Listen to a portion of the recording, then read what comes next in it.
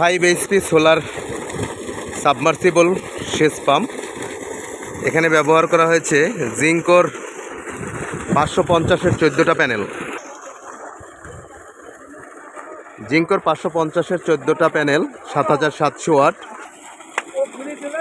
8/6 200 fit একটি boring এবং মোটরের 50 ফিট 4 ইঞ্চি 3.5 মিলি থিকনেসের একটি MS pipe, delivery pipe.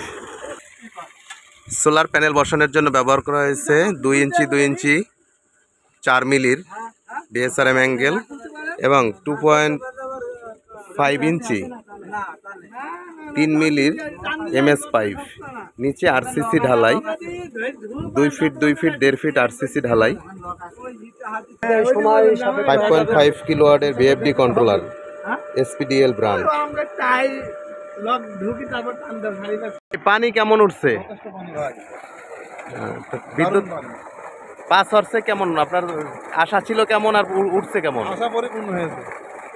Current বিদ্যুতের 5 হর্সের মোটর থেকে কি বেশি উঠছে? বেশি। যাক, এইটা হলো বিদ্যুতের থেকে বেশি।